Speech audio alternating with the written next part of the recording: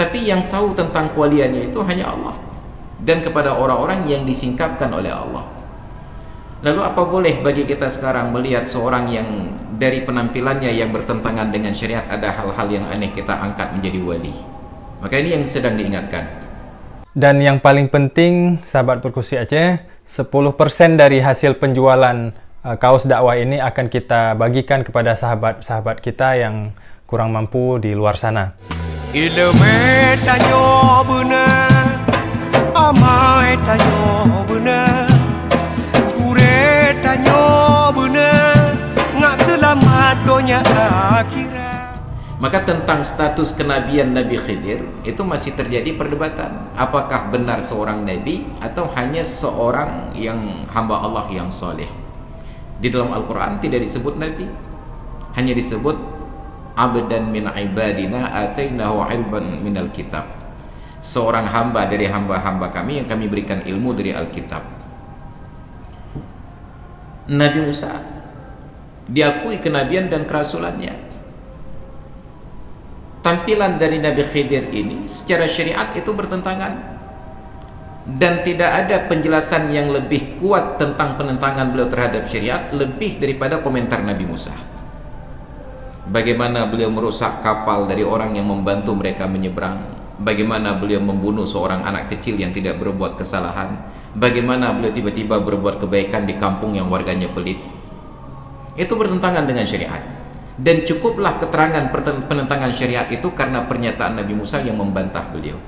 Laqad ji'ta syai'an nukra, laqad ji'ta syai'an imra, latakhasta alaihi ajra.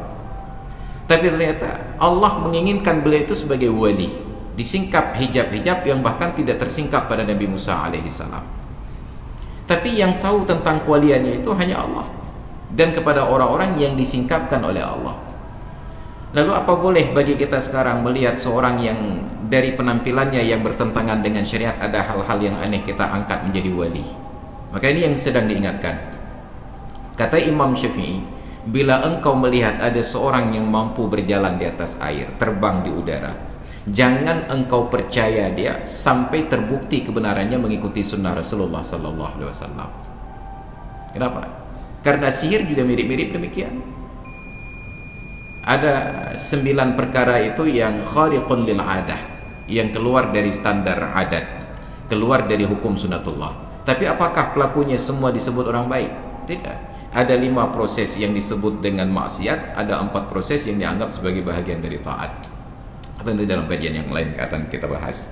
Maka proses tentang apresiasi kita kepada seseorang tertentu harus dikaitkan apakah orang ini menjalankan keteladanan dari sunnah Rasulullah ataupun tidak. Maka kalau ada hal-hal yang lebih pada seorang yang terlihat berbeda dengan keteladanan Rasulullah, kita tetap berbaik sangka, tetapi tidak boleh apresiasinya berlebih-lebihan. Langsung tak cium jero balik-balik. Kita melihat dia hanya pakai celana pendek saja, tapi wate gerah tinggal kecok gelah kosong kana i dalam umma kramat ya, nyo wali majidub. Hanya Allah yang tahu, dan orang-orang yang telah Allah singkap tabir tentang orang tersebut. Gak bisa sembarangan kita yang memvonis. Kenapa? Karena kita tetap terikat dengan ketentuan nahnu nahkumu bid-dhawahir wallahu yatawalla as-sarair. Kita menghukum berdasarkan penampilan yang nyata, bukti-bukti yang terlihat.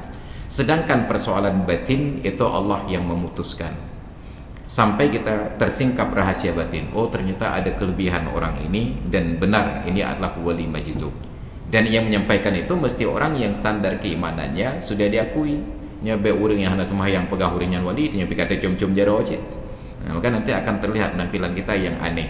Orang-orang yang penampilannya soleh kita tidak percaya sebagai orang soleh.